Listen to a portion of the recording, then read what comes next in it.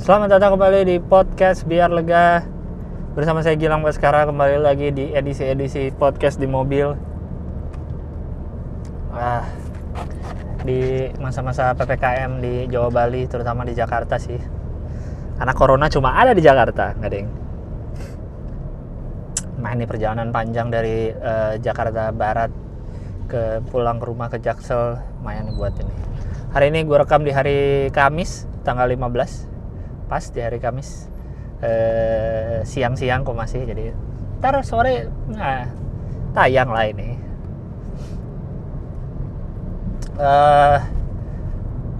Gimana kesehatan sekarang? Nanya apa kabar tuh, you really mean it gitu. Dulu kan basa-basi aja ya nggak sih, apalagi kalau ada MC di panggung kan, hai apa kabar semuanya gitu kan.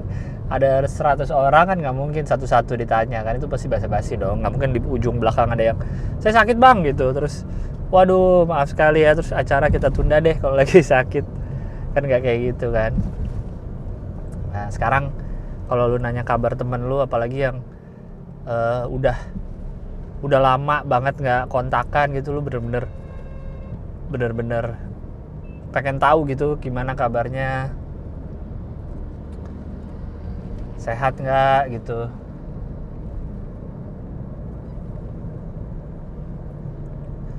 Serem sih. Kayak gue bersyukurnya banyak teman gue yang kena. Maksudnya bersyukur banyak teman gue yang kena dan sembuh lah, lebih lengkapnya gitu. Sementara gue banyak banget dengar cerita orang yang sehari bisa dapat 2 kabar temennya yang meninggal, dan bukan orang lain loh, teman deketnya.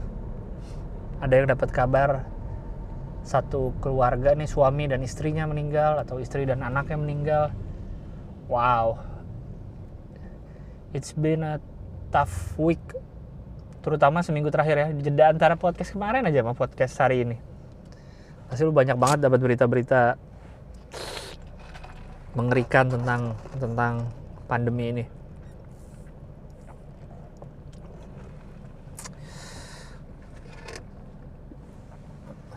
Gue pengen nekenin aja sih, sebagai orang yang pernah kena juga. Iya, virusnya mengerikan, berbahaya lah. Lebih tepatnya berbahaya lah, bukan mengerikan.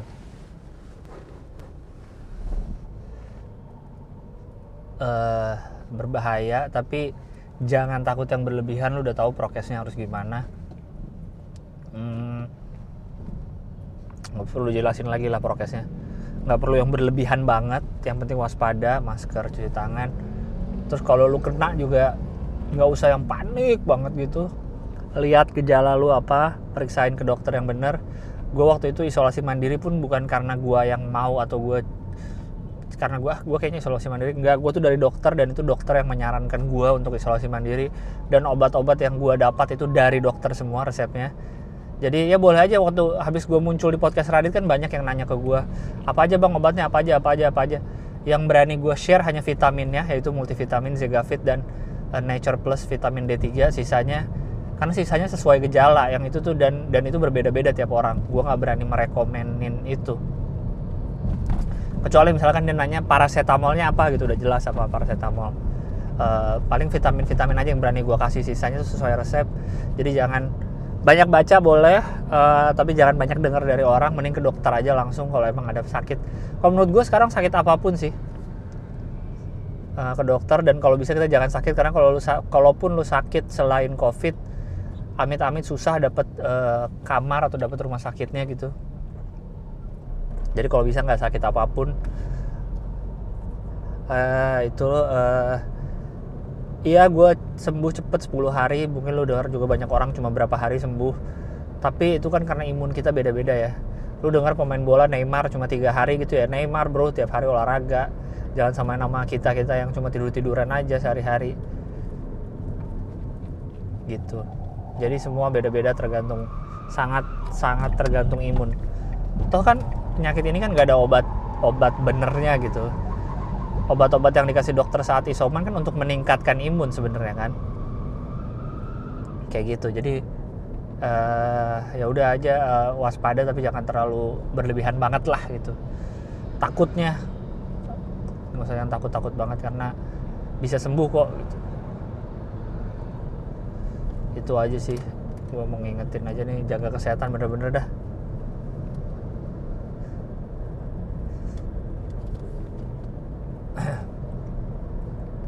Gue kemarin hari Minggu gue ke supermarket, rame sih masih gitu, agak ngeri juga gue kemarin tuh, cukup rame supermarket masih hari Minggu kemarin tuh. Tapi ya sebisa mungkin hindarin lah tempat-tempat yang ramai, kalaupun harus ke supermarket atau apa beli kebutuhan yang esensial, jangan di hari-hari weekend lah.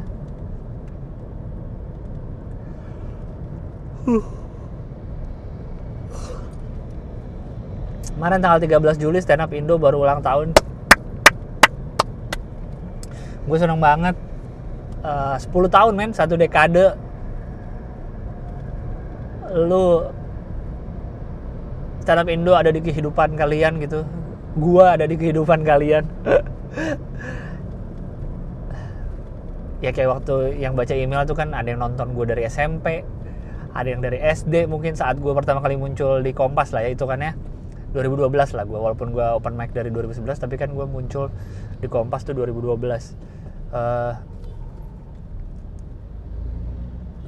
Iya ada yang nonton gue dari SD, dari SMP, udah selama itu gitu. Range umurnya udah sejauh itu. Kalau patokan gue ponakan gue sih, jadi ponakan gue kan ada yang lahir 2012, sekarang umurnya 9 tahun, baru naik kelas 4 bulan Juli ini. Ya gue ngeliat dia aja gitu, dia udah 9 tahun, karena gue inget waktu dia bayi baru lahir tuh sempet datang ke Studio Suci kalau nggak salah, grand final ya atau apa gitu, masih bayi banget tuh, karena kakak gue sama suaminya kan datang, abang sama kakak gue datang ya bawa anaknya, itu masih bayi banget dulu tuh ponakan gue. Sekarang udah 9 tahun anjir, berarti selama itu juga gue udah berkarir. Insane man, this is insane. Ya lu udah denger mungkin di podcast, kan gue ada di podcast Comika tuh kalau lu mau denger yang sama Panji, bahas soal stand up Indo juga. Dan karena itu kan kalau lu tahu kan Panji juga menginisiasi video yang terima kasih Ernest, karena Ernest yang menginisiasi komunitasnya, yang berinisiatif merekam dan upload ke YouTube, sehingga kita semua nih orang-orang yang tidak hadir di malam itu bisa nonton, bisa tahu Radit stand up kayak apa sih. Anjing si truk nih. Si truk. Fuck. Jadi gua di lampu merah di mana gua mau lurus 3 jalur. Anjing. Goblok. 3 jalur. Yang paling kanan kan untuk yang belok kanan dong tentu. Gue mau lurus jadi gue di tengah tadi. Di depan gue ada truk towing gitu. Si truk towing si Kasep itu mau belok kanan, tapi dia di tengah. Di belakangnya gue dan mobil belakang gue juga pengen lurus. Jadilah tadi klakson. Kasep. Apa tadi kan? Anjing. Ya itulah, karena Ernest Prakasa gue jadi bisa nonton dulu di kosan gue. Panji stand up, Radit stand up, dia stand up, Isman, Rian, yang jadi tahu stand up tuh kayak apa. Terus gue coba akhirnya, dan tahu-tahu udah sekarang gitu gue lagi bikin podcast di mobil sekarang. Bener-bener. Dan ini mengubah. Lo mungkin bosen denger stand up ngubah hidup orang, apalah gitu-gitu. Tapi emang bener. Dan gue beneran gak tahu gue ngapain sekarang. Lagi apa nih gue nih? Sekarang banget nih kalau gue nggak nyobain stand up waktu itu. Terharu gue nih mikirin stand up Indo. Kalau ngomongin stand up Indo terharu gue. Jujur aja nih waktu kuliah, lu juga udah pada tahu kali ya, gue udah cerita berapa kali. Waktu kuliah tuh salah satu motivasi untuk gue males ngerjain skripsi. Males ngerjain skripsi aja motivasi. Yang bikin males lah salah satunya adalah gue tuh takut gitu. Dulu tuh gue takut banget. Gue kalau iya nih gue lulus nih, iyalah mungkin kampus gue oke, jurusannya oke, secara orang lihat gitu, tapi gue ngapain ya, gue jadi kerja apa? Karena ya itu, gue nggak punya long term plan. Kayak lu tahu gue hidup untuk hari ini dan besok mungkin. Itu jeleknya sih, jeleknya gue nggak ada plan untuk jadi apa gitu, nggak tahu gitu. Ya walaupun lu tanya sekarang, gue juga nggak tahu sih gue mau ngapain lagi ke depan. Tapi ya jelas gue udah tahu sih gue pengen bikin spesial lagi. Kalau sekarang ya setelah di stand up, gue ingin banyak berkontribusi ke stand up Indo, ke komunitas gitu. Gue ngeliat Ernest, gue nontonin video-video anak-anak itu, gue belum semua sih, baru setengah tuh kan, sejam lebih tuh video Panji. Ernest tuh emang keliling komunitas, ngajakin orang-orang stand up night. Dan itu yang gue rasain. Gue ketemu Ernest di Bandung waktu itu. Ernest tuh datang sama Mongol sih, inget gue pertama kali tuh gue lihat Ernest ke Bobber. Dia tuh pengen lihat, karena di Bandung bilang banyak yang bagus-bagus. Waktu itu ada gue, ada G, McDani, Randika Jamin yang lagi oke-okenya. Gue sama G kan salah dua yang debut pecah lah. Maksudnya open mic pertama langsung oke gitu. Walaupun gue open mic kedua jelek banget, tapi paling enggak ini bar gitu, kedengeran kemana-mana. Dulu tuh cepet banget berita nyebar, walaupun hanya Twitter ya yang paling utama. Emang sosmed stand up Indo berterima kasih banget sama Twitter terutama, cepet banget nyebar. Dan dulu tuh kalau walaupun masih zaman open mic keliling, setahun awal lah, kalau ada orang pakai materi orang lain di kota manapun, ada yang tahu di Twitter. Gila nggak? Gue juga pernah dilaporin dulu, bang ada yang pakai materi lu nih di Jogja atau di mana gitu. Secepat itu informasi berjalan. Dan emang sudah dari dulu emang stand up Indo tuh isinya ngomongin orang. Ya itulah Ernest ngelihat gue ngobrol. Terus yang gue share juga di Twitter kemarin, bulan Novembernya tuh kan ada Sun 3 Bandung. Gue agak sedih sih ya, sedih. Agak sakit hati karena tidak terpilih. Karena yang terpilih tuh G, gue nggak ada. Yang sebenarnya yang bikin gue sebel adalah saat itu, ini waktu gue aja zaman dulu ya. Saat itu kan yang lagi oke tuh gue sama G tuh berdua tuh. Gue sama G tuh lagi bagus gitu. Gue sama G lagi bagus. Nah tapi yang kepilih untuk ngisi stand up night itu G doang. Sebenarnya gue nggak apa-apa sih, cuma kan itu stand up night komunitas itu kan intinya adalah mempromosikan komik-komik komunitas tersebut dong yang baru-baru. Dulu tuh kita kami stand up tuh tujuannya adalah untuk masuk stand up night, sumpah. Bukan buat masuk TV, pengen masuk stand up night komunitas. Karena tuh stand up night adalah acara bergengsi, apalagi komunitas-komunitas yang cukup oke kayak Bandung gitu di tempat gue. Nah stand up night 3 itu yang asli komik Bandung tuh G doang. Kalau gue nggak salah ya, tapi kayaknya bener deh. G doang, sisanya tuh ada Regi, ada Rian, ada Rindra, Mongol, nggak ada yang Bandung gitu. Jadi kayak memperbanyak bintang tamu gitu loh. Itu yang bikin gue jadi, ini mah bukan Bandung semua. Ini mah bukan stand up night Bandung gitu. Ini mah acara stand up show aja yang banyak bintang tamu gitu. Kayak gitu. Plus gue nggak kebagian, jadi gue agak sakit hati. Nggak sakit hati sih sebenarnya, apa ya? Padahal gue juga nggak ambi gitu ya, anjing. Aduh, ambi. Gue bukan yang ambisius juga. Wah, gue harus masuk ini. Cuma kan gue ngeliat aja waktu itu yang lagi oke gue sama G. Terus kenapa komik Bandung nggak ada yang lain, cuma G doang.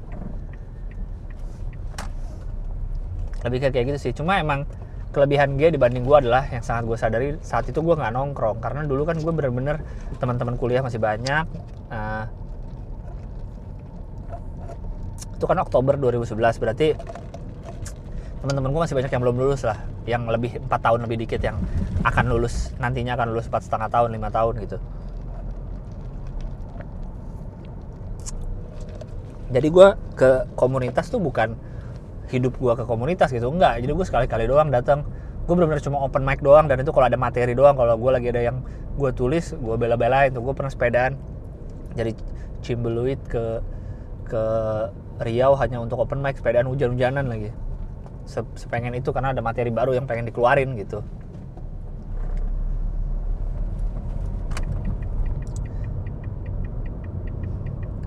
Karena sepengen itu open mic. Nah tapi sharing kan, jadi kalau kalian belum tahu di komunitas tuh ada 2 acara lah, acara rutinnya open mic dan sharing. Tapi kalau sharing gue emang nggak pernah ikutan kayak gitu. Kalau G tuh sharing rajin datang, dia cukup ngulik lah di stand up gitu. Kalau gue kan cuma belum pernah nyobain, cabut lagi, nggak pernah nongkrong sama anak-anaknya, paling kenal-kenal sama admin-adminnya doang, Banita, Tommy saat itu, Sani Duran gitu-gitu. Sisanya gue nggak, ya mungkin ada faktor itu juga sih. Apaan sih klakson? Gue aja sempet dibilang sombong. Gue datang ke salah satu acara stand up, itu band dateng nih, sombong banget. Wow, kayak gitu. Nah akhirnya Ernest lah nge-DM gue tuh, yang udah gue share tuh. Tiba-tiba dia DM, Lang mau gak tampil di Stand Up Night Bogor, Stand Up Night Bogor 2 bulan November, tanggal segini gitu. Ya lu lihat aja lah, dia udah gue share screenshotnya di Twitter. Gue juga lupa tanggal berapa. Terus ya ininya lumayan buat gue excited banget. Mau gue gak perlu berapa bayarannya saat itu, yang penting tampil kan. Dan waktu kalau kemarin, gara-gara kemarin gue post, gue lihat lagi kan posternya, ternyata gue bareng Adri, Rian, Aco, Mongol, Kukuh. Wah, mantap sekali line up-nya. Dan gue, seingat gue ya, gue dapet 500.000 waktu itu. Dan itu gede lah untuk gue yang waktu kuliah 1 juta sebulan gitu dikasih duit untuk jajan, untuk hidup gitu ya, 1 juta sebulan dapat 500.000 setengahnya. Itu kan wow banget gitu. Ya emang untuk beli pulsa sangat lumayan banget. Kalau kata Ernest ini lumayan buat beli pulsa, ya lumayan banget memang. Kayak gitu. Akhirnya Ernest ngajak di Bogor. Terus akhirnya gue kebagian di Bandung bulan depannya, Stand Up Night Sun Bandung 4. Gue kebagian tampil di Stand Up Night Bandung. Dan itu one of the best stage ever. Kalau lu ada malam itu di situ di Saung Ujo tuh rame banget, sangat menyenangkan. Gue masih inget rasanya tuh kalau gue ngomong lagi, aura panggungnya tuh, kayak gitu. Dan setelah gue denger terima kasih ke anak-anak itu, emang Ernest, berarti emang saat itu dia keliling tuh ke kota-kota, lihat-lihat open mic, lihat-lihat, selain lihat open mic-nya secara komunitas, mungkin lihat talent-talent baru yang oke-oke. Ernest waktu itu udah sama Dipa, saya ingat gue, udah serius, dia kan udah keluar dari kerjaannya. Dan Ernest pun sempet ngobrol tuh sama gue soal, lu gimana nih stand up gini-gini, kayak mungkin waktu itu gue di prospek juga kali masuk manajemennya Ernest. Sempet tuh gue inget banget di Bobber dia ngajak ngobrol, cuma udah aja gitu. Waktu itu dia udah ngambil G belum ya, gue lupa sih. Dia udah ngambil G apa belum? Cuma ya itulah, gue sempat ngobrol. Berarti emang Ernest segitunya memang untuk komunitas. Dan sampai sekarang pun yang dia lakukan kayak bikin kelas menulis, apalagi untuk komik-komik tuh gratis. Gue belum pernah sempat ikut lagi. Karena waktu itu harus ada syaratnya, kayak harus punya ide cerita. Dulu gue kayak, anjing gue gak punya ide cerita, malu banget kalau gue mau ikutan kelas nulis tapi kosongan. Kayak gitu. Dia kalau bikin film, lu lihat kan film-film Ernest pasti anak-anak komik diajak semua tuh, walaupun satu scene cuma scene dikit tapi diajak semua anak-anak, banyak banget yang diajak. Kayak gitu, tetap walaupun udah dalam bentuknya beda gitu ya, sekarang dia jadi sutradara, tetap jiwa lokomotifnya lah menarik gitu, menarik gerbong-gerbong, menarik anak-anak, menarik komunitas tuh tetap gitu. Dan itu baru gue sadari setelah lihat video-video itu, mikirin lagi, ya juga ya si Ernest segitunya sama komunitas ini.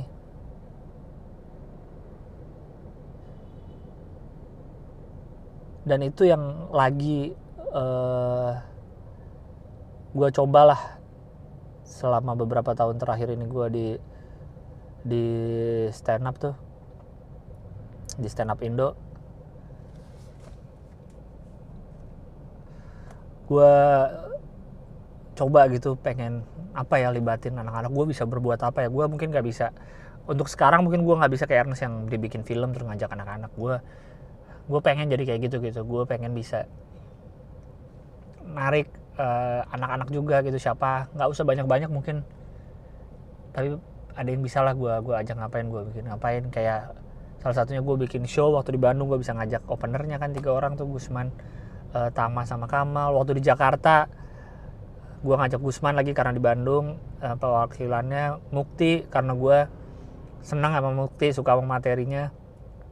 Marcel, kalau Marcel tuh padahal gue baru kenal loh sama Marcel, baru banget. Gue ini masih anak baru banget dulu Marcel, jadi gue masih nih lang, gue dikasih tau Danet nih ada anak baru nih, gini gue tonton emang bagus nih anak, akhirnya gue ajak Marcel.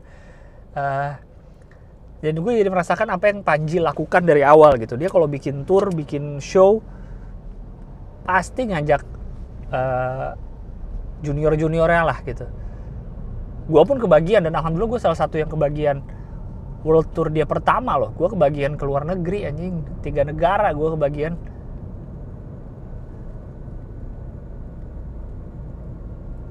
Dan itu berkat Panji narik juga. Dan tongkat estafetnya harus diturunin ke angkatan-angkatan gue lah gitu, kurang lebihnya, yang bisa narik lagi gitu.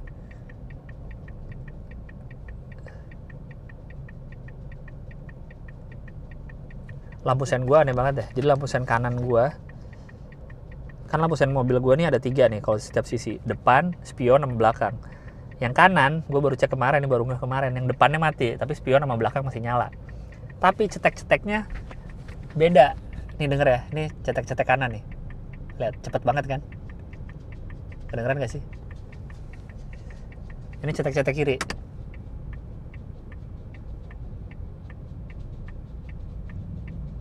denger gak? Lambat, ini kanan cepet. Aneh banget ya. Gue nggak tahu nih apa cetek-ceteknya error sehingga membuat lampu depannya mati, atau karena lampu depannya mati sehingga membuat sistemnya error semua, jadi cetek-ceteknya cepet, gak tau lah.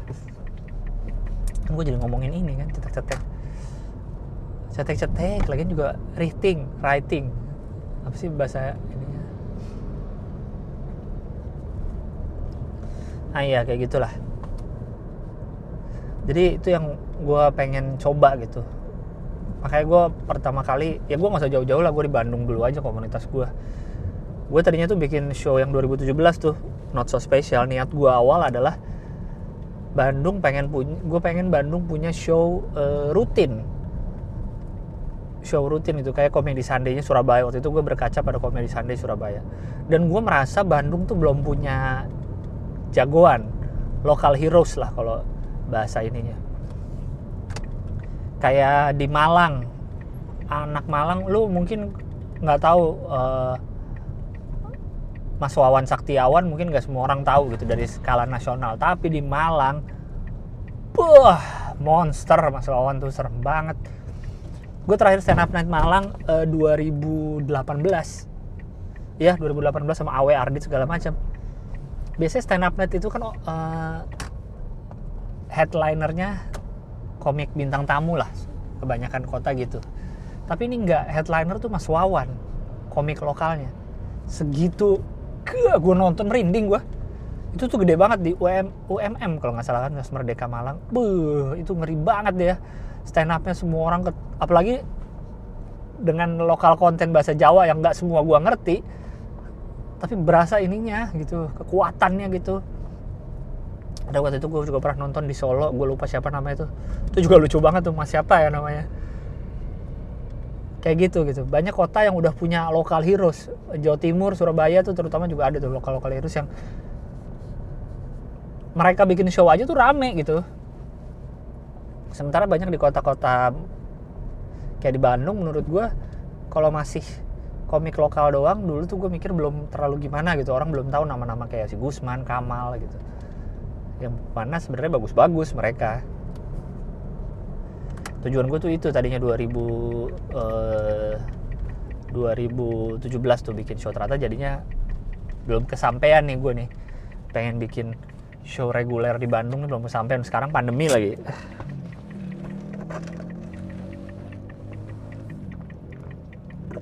Ya gitu sih. Jadi gue nggak tahu sih, gue masih nyari-nyari juga. Karena udah apa ya? Gue sekarang nih karena stand up Indo gitu. Karena stand up Indo, karena komunitasnya, karena seniornya,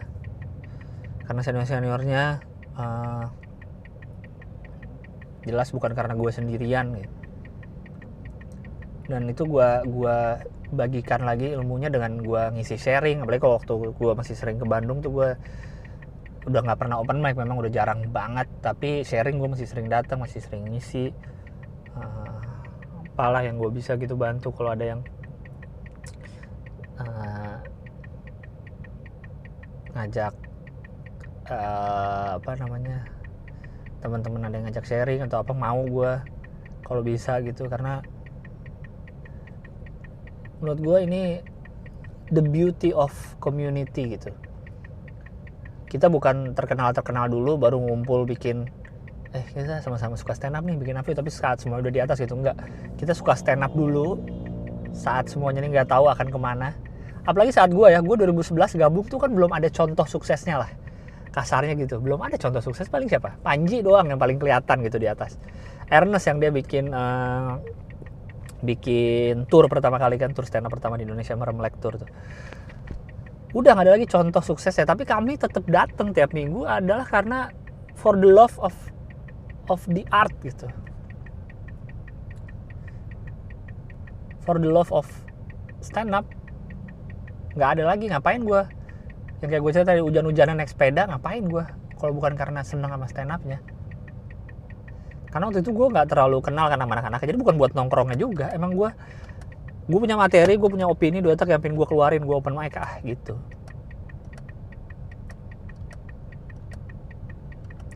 Jujur aja gue setelah berkarir, setelah dalam tanda petik dikenal orang, jadi kayak ada beban di diri gue. Jadi kalau mau open mic di komunitas jadi kayak terbebani, harus lucu nih gitu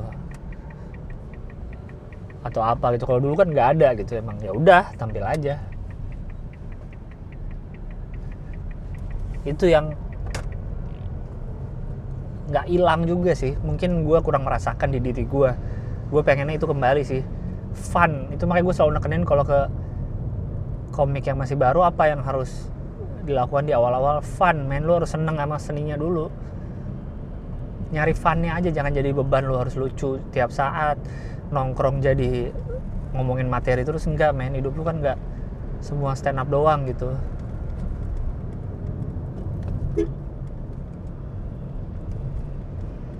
Itu yang gue jauh tekenin sih, have fun, senangi aja ininya yang lo lakukan gitu. Yang selalu gue ingat, gue nggak tahu tujuan lu apa ikut gabung stand up, tapi kalau bisa lu senengin dulu. Karena waktu itu gue emang gak ada tujuan apa-apa gitu. Karena kan ada kan, kita harus admit it, ada yang emang tujuan stand up ngeliat udah banyak yang terkenal nih dari stand up. Ada yang bisa main film, mungkin tujuan dia pengen main film jadi masuknya lewat stand up dulu. Atau tujuannya pengen jadi artis, jadi dia masuknya lewat stand up. Itulah dengan segala macam tujuan gitu. Ada yang emang gue lihat, kalau gue perhatiin tuh kelihatan lah anak-anak komunitas yang ada nih, si anjing gue perhatiin gak lucu-lucu nih. Di Bandung ada tuh, udah berapa kali open mic kayaknya kagak lucu-lucu nih orang. Kenapa nih orang datang mulu? Karena emang dia seneng aja, seneng prosesnya aja.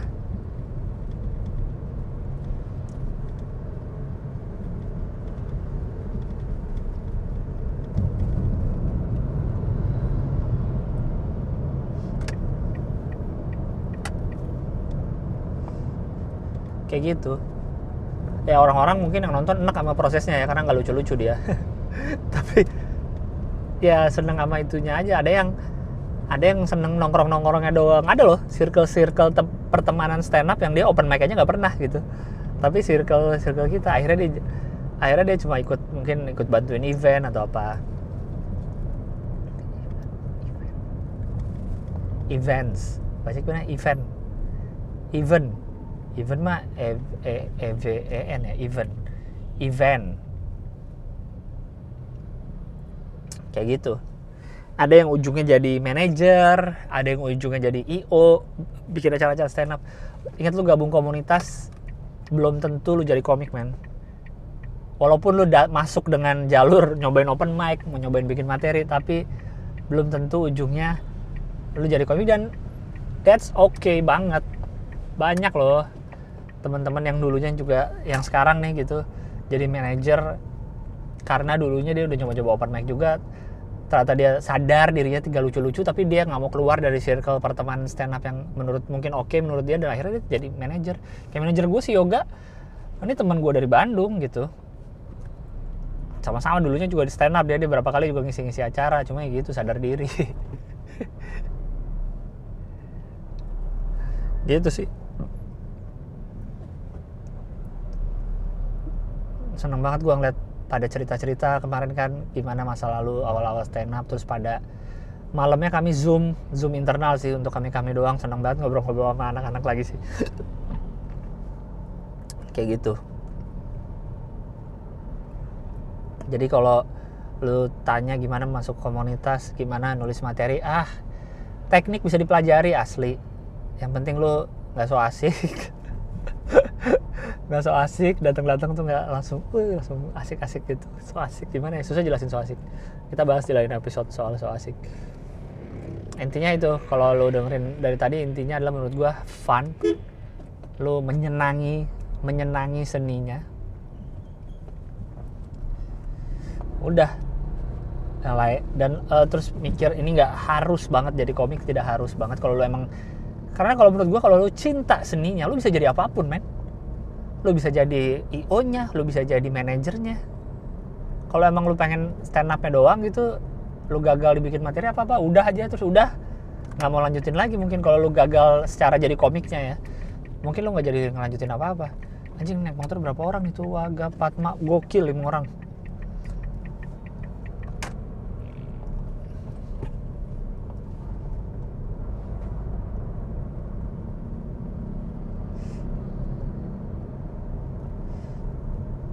Tapi kalau lu cinta sama seninya, lu gagal di sisi komikanya, lu tetap bisa di situ kan, lu bisa jadi apanya. Mungkin bisa jadi manajer, mungkin lu bisa jadi desainer poster-posternya, mungkin lu ngeliat gambar mikrofon yang jadul itu, tau kan, yang kotak mulu itu, dah kayaknya poster stand up gue kayaknya bisa bikin lebih bagus kan. Lu bisa jadi sisi ke situnya, jadi manapun bisa, men. Kalau lu sekali lagi cinta sama seninya, atau lu lihat event stand up yang gue datengin gini-gini aja konsepnya, gue kayaknya punya konsep deh, lu jadi IO-nya atau apa kan. Bisa semua.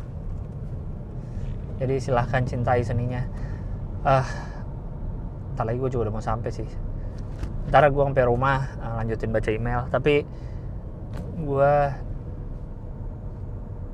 dengan segala kerendahan hati, dengan tulus ikhlas ingin mengucapkan thank you for being a part of Stand Up Indo's journey. Thank you sudah menjadi bagian dari journey gue. Salah satunya jadi journey Stand Up Indo pada umumnya, journey gue pada khususnya. Terima kasih sudah ngikutin gue. Ada yang ngikutin dari kapan tahu lah, dari Suci. Mungkin ada yang ngikutin dari Stand Up Night Bandung atau dari Stand Up Night Bogor mungkin. Terima kasih banyak yang sudah, karena Stand Up Indo nggak cuma komik doang, penikmatnya kan juga bagian yang membangun komunitas ini gitu. Penikmatnya yang selalu datang nonton, yang beli tiket, yang suka nge-retweetin acara, yang suka foto bareng dan ngupload fotonya, yang suka nge-review acara komik, yang suka hanya sekedar DM gua untuk bilang terima kasih doang udah atas yang gua bikin gitu, misalnya atas podcastnya, atau kemarin ada yang DM soal terima kasih buat Boring Bokir gitu, terima kasih buat apalah digital downloadnya segala macam. Thank you very much, very very very much. Gua akan mencoba sebisa gua untuk give back to the community, give back to penonton ya, dengan selalu bikin acara yang bagus gitu, bikin show yang bagus, selalu bikin apalah gitu ya, untuk rasa terima kasih juga ke penonton, ya nggak? Penonton udah mau nonton ya, paling nggak yang gue bisa lakukan ya memberikan yang bagus juga ke penonton gitu, saling timbal baliknya kan di situ gitu. Makanya gue yang baru gue sadarinya setelah gue udah nggak di kampus lagi, yaitu tagline-nya Unpar tuh ternyata bagus banget ya. Bakuning Hyang merih guna santiaya bakti. Arti persisnya gue ada ini, tapi intinya adalah menuntut ilmu yang baik, lalu ilmu itu dibaktikan kepada masyarakat lagi. Jadi lu udah ngambil ilmu buat lu, tapi habis itu lu bagi-bagi lagi buat masyarakat gitu, nggak kasarnya tidak lu makan sendiri lah gitu. Karena dengan berbagi lu juga dapat ilmu baru gitu. Kayak lilin ngasih apinya ke lilin lain kan nggak jadi mati. Api lilin yang ngasih kan nggak jadi mati gitu dengan lo ngasih ke lilin lain. Iya, elunya lama-lama kan akan turun, lilinnya akan habis, tapi apinya dioper terus itu, tetap menyala sampai kapanpun. Entaps. Dah, gue mau terima kasih sekali lagi, thank you semuanya, dan thank you untuk Ernest juga, walaupun gue udah bikin videonya itu ke Panji, tapi gue akan berterima kasih lagi di sini. Udah, nanti lanjut baca email, oke? Mana matiin? Betul ini Zoom H1 gue nih, kadang kalau gue nyalain suka nggak ngebaca SD cardnya dah, micro SD. Jadi gue kayak tadi harus cabut dulu micro SD-nya, masukin lagi baru kebaca, suka gitu tuh. Tahu dah.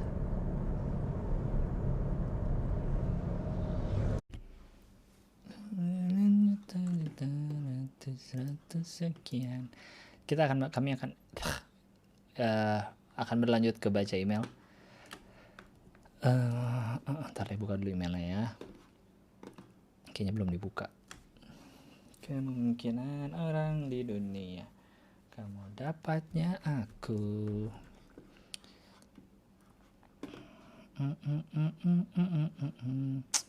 Jangan lupa ya, selalu di masa pandemi ini lakukan yang kau percaya, oke? Saya selalu mengingatkan, lakukan yang kau percaya. Kalau kau percaya tetap keluar rumah untuk kerja, untuk apa ya lakukan. Semua orang udah tahu kok konsekuensinya kan gimana. Yang penting lagi mau lu percaya nih COVID ada atau enggak ya, terserah. Yang pasti yang jangan hilang dari dirimu adalah rasa empati dan rasa simpati ke orang. Itu yang jangan hilang menurut gue sih. Misalkan lu nggak percaya banget, tapi lu lihat kan jelas di Instagram, di Twitter ada orang yang meninggal, ada orang yang keluarganya meninggal, ada yang kehilangan bapaknya, ada yang kehilangan ibunya, saudara-saudaranya, segala macam. Itu nyata tuh, beneran ada orang yang meninggal, oke? Terserah lu COVID mau percaya atau enggak, terserah. Tapi kalau sampai ada orang meninggal, lu masih mencak-mencak, itu paling di COVID kan, lu udah nggak ada jadi manusia lu, bro. Yang penting mah empatinya. Percaya atau nggak percaya terserah lah, nggak ada yang maksa juga loh untuk menjadi harus percaya. Ratus sekian kemungkinan orang di dunia.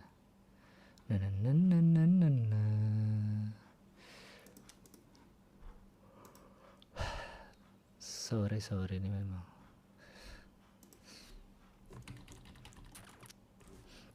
Jam-jam ngantuk tadi tuh, jam 4, jam 3 tuh.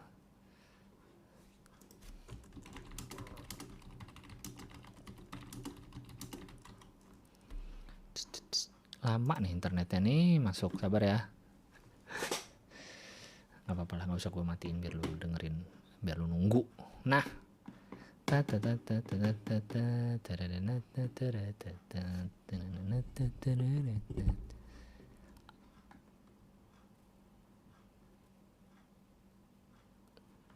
gonna be a mighty king. Itu intronya kok mirip Under the Sea ya?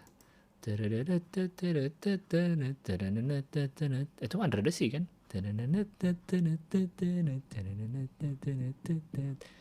Under the Sea. Kenapa tadi jadi I just can't wait to be king ya? Jadi Lion King.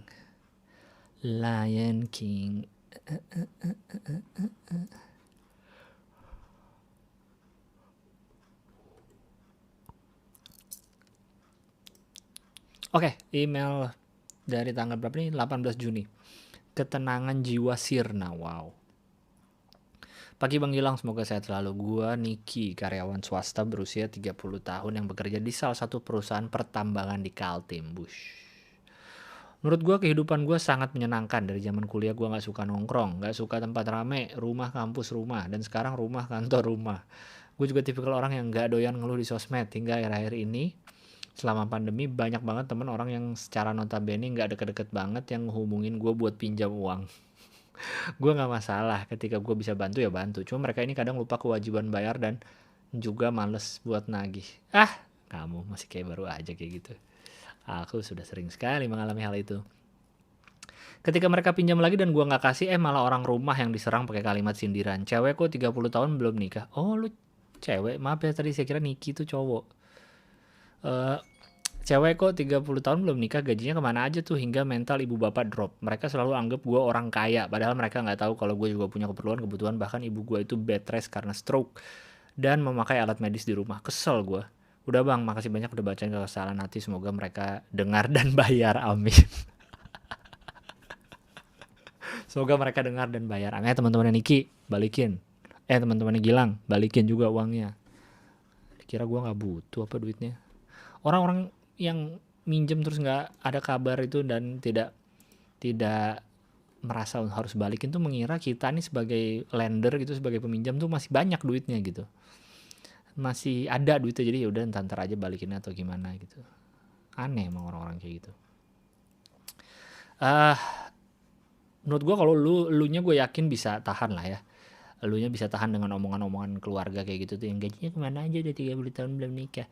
Menurut gue lu nya bisa, mungkin bapak ibumu kali ya yang nggak bisa ya. Mungkin itu yang harus kamu memberikan penyuluhan. Bukan berikan penyuluhan, apa ya, kasih tau lah ke ibu bapak soal gimana kondisinya gitu.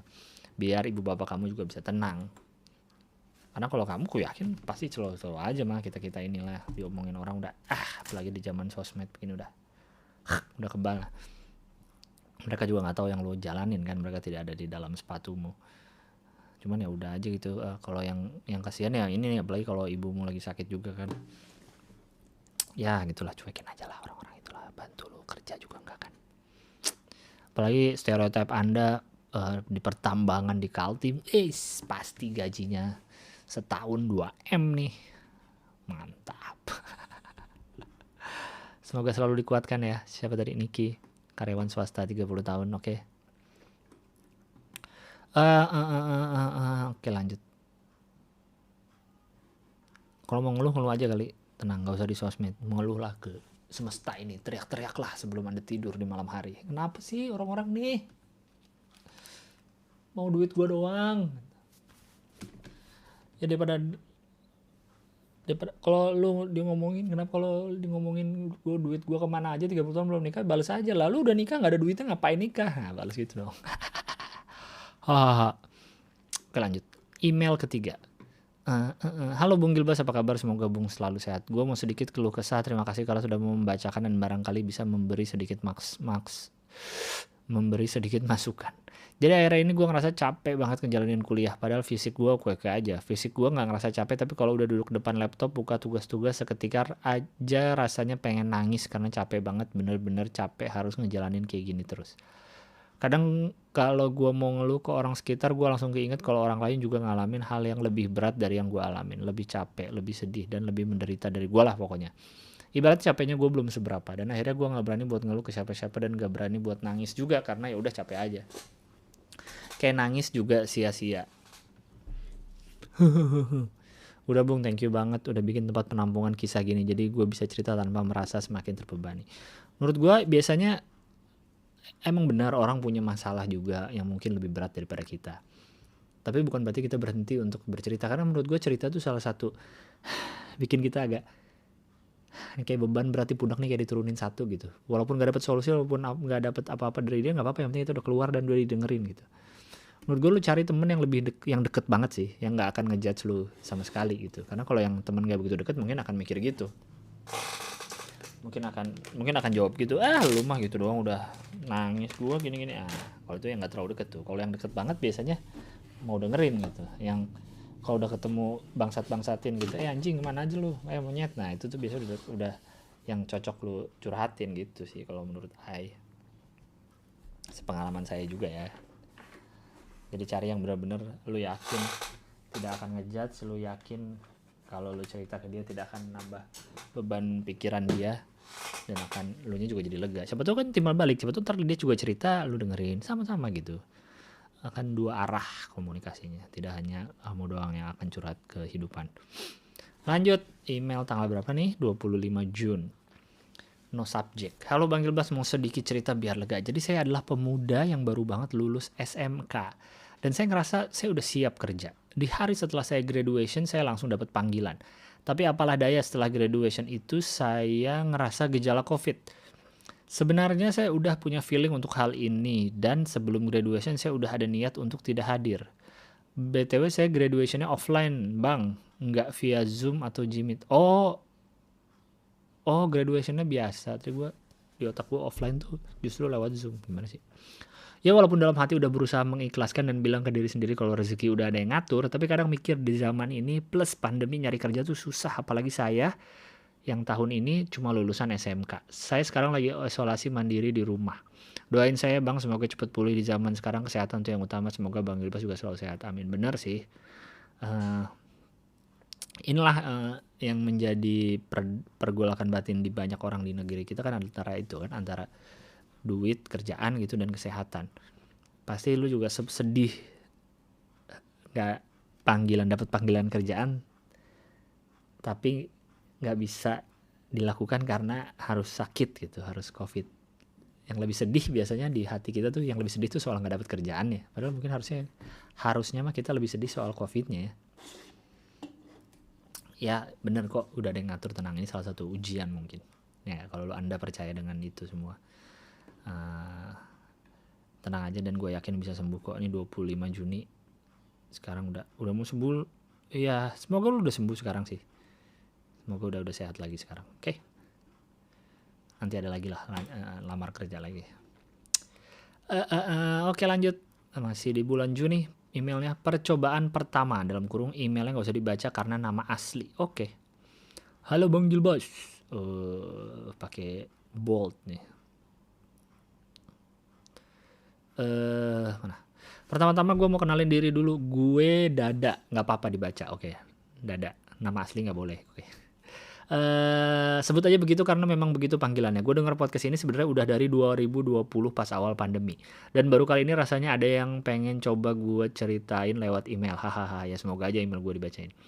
Sebelumnya gue mau nanya, pernah nggak di satu waktu tiba-tiba muncul past memories yang sebenarnya udah nggak pernah keinget lagi sebelumnya, terus tiba-tiba kalau ternyata di saat itu, waktu itu, bulan itu, atau mungkin tempat itu adalah saat yang sama dengan memori itu terjadi? Pernah? Kalau belum pernah berarti emang gue aja yang goblok suka nyambung-nyambungin. Tapi serius, di bulan Juni dan kenangan dari kejadian tahun lalu dengan salah satu cewek yang ada di hidup gue dari periode Juni tahun lalu muncul terus akhir-akhir ini. Ingatannya jelas banget selalu muncul. Padahal beberapa bulan lalu gue udah gak pernah lagi mikirin dia.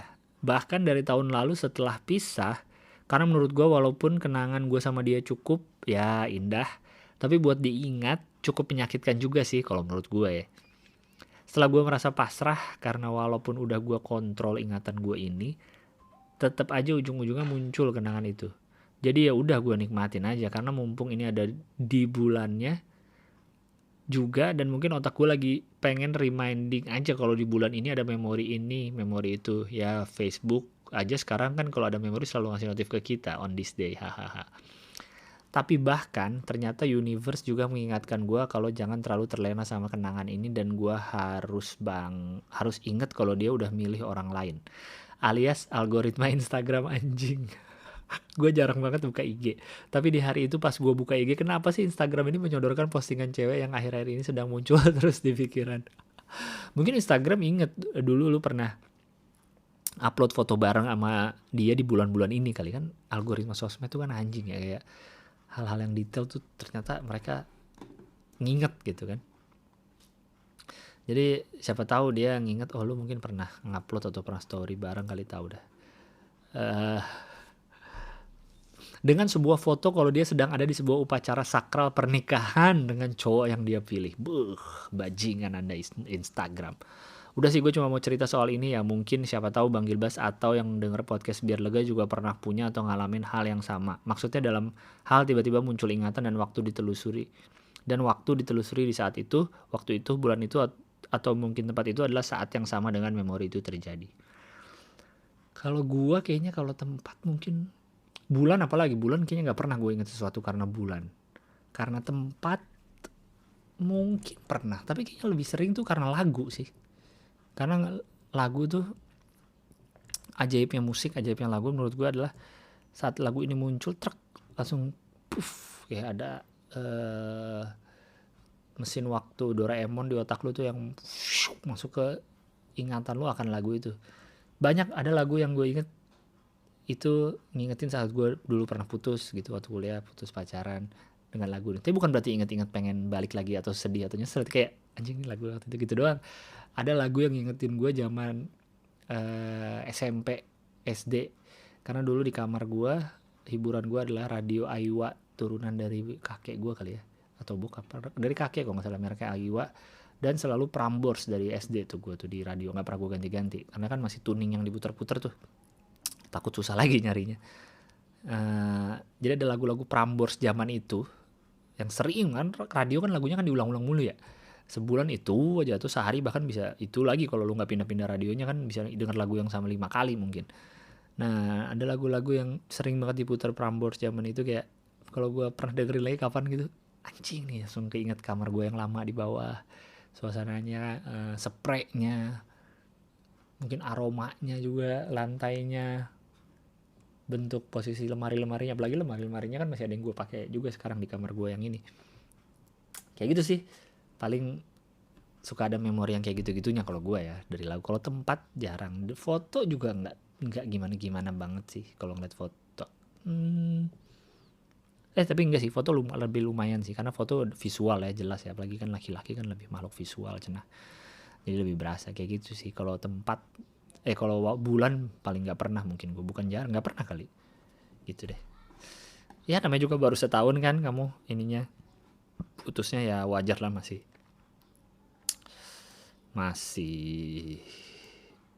terngiang di telingaku, masih terngiang di telingaku. Lanjut. Wednesday, June 30.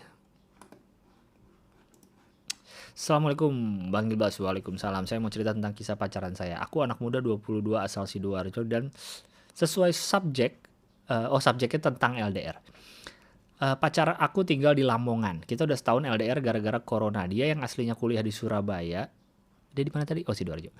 Ngekos di Surabaya, terpaksa kuliah online dan pulang ke Lamongan. Udah setahun LDR. Gue yang orang ngecemburuan, curigaan, dan dia yang anaknya kadang bosenan.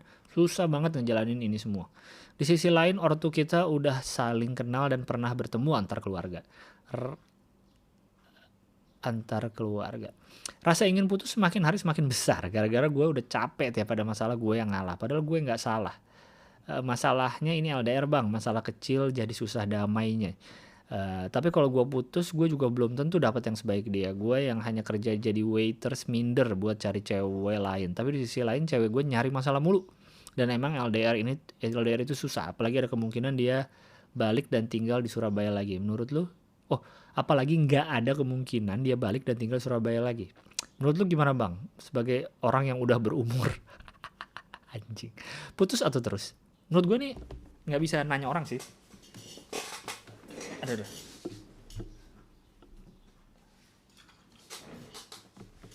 Botol minum gue ketinggalan di bawah lagi.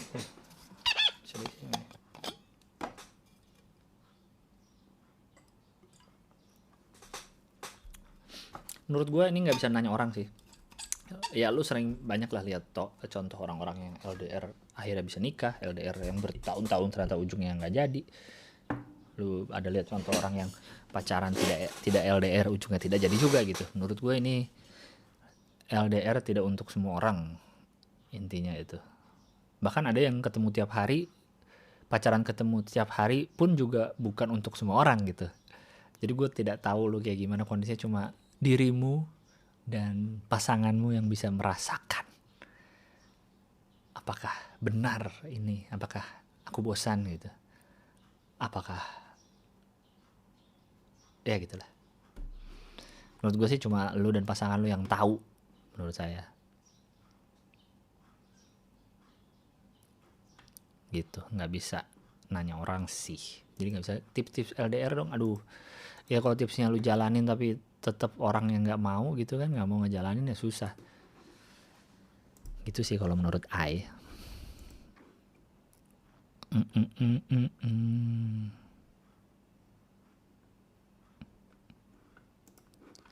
Mana tadi? Oke, lanjut.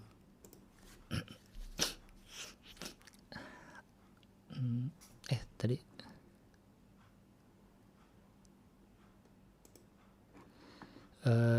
masih ada nggak sih? Putus satu terus. Sekian curhatan gue, sehat selalu buat lu dan orang-orang sekitar lu bang. Assalamualaikum. Waalaikumsalam, sehat-sehat juga. Oke, udah mulai email Juli nih. Kirim salam, alamat email jangan dibacain. Dia kirim salam. Halo Bang Gilbas, alamat email jangan dibacain. Kamu yang antri vaksin bareng keluarga di Saltog Balam. Sehat-sehat ya kamu, udah lama gak ketemu. Seneng banget bisa lihat kamu sekarang tambah cantik. Mudah-mudahan bukan pendengar podcast biar lega. Makasih Bang udah dibacain. Udah punya cowok belum sih? Ya lu pengen kirim salam tapi mudah-mudahan gak denger, gimana sih? Di Satlok Balam. Satlok Balam apaan sih? Satlok Balam. Oh, Balam tuh Bandar Lampung ya. Sadlok, Musolah Darul Umum Sadlok. Oh iya bener, Bandar Lampung. Oh, Balam tuh bandar. Gue baru tahu Balam itu Bandar Lampung tuh disingkat Balam loh. Tadi gue kira lu typo Batam. Oh ini nih. Korem, Satlok itu Satuan Logistik TNI AD. Sadlog, Satuan Logistik. Oh ini nih, vaksinasi massal 1 Juli. Oh tadi berarti emailnya habis vaksin langsung email ya 1 Juli. Korem Gatam gelar vaksinasi massal. Siapa tahu nih ada foto cewek yang lu incer nih di sini nih. Coba gue buka dulu ya. Aduh lama banget nih. First Media.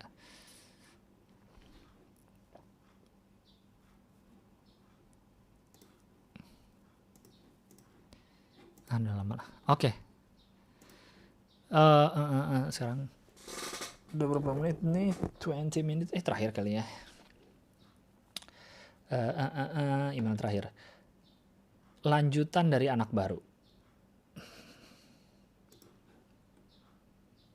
Mau nih ada fotonya nih. Ini jangan-jangan yang orang lagi divaksin kamu nih. Ini lagi ada foto siapa nih? Disamperin sama Brigjen TNI Derajat. Mantap. Sadlok Balam, Bandar Lampung. Padahal gue kira Lampung dan Bandar Lampung tuh udah cukup pendek jadi nggak disingkat lagi, ternyata ada singkatannya Balam. Assalamualaikum Bang. Waalaikumsalam. Saya Hafiz yang kemarin kirim email dengan subjek anak baru. Coba saya ingat-ingat dulu ya, saya buka emailnya.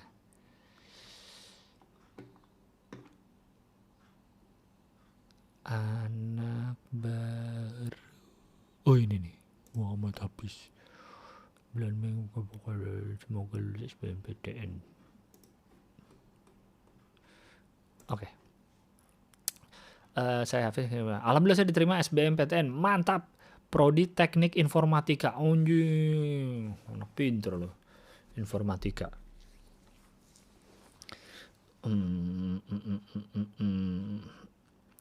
Meskipun gak diterima di universitas top dan tergolong universitas baru. Oke. Kali ini pengen cerita aja Bang, saya terkonfirmasi COVID tepat di hari ulang tahun saya yang ke-18 tanggal 20 Juni.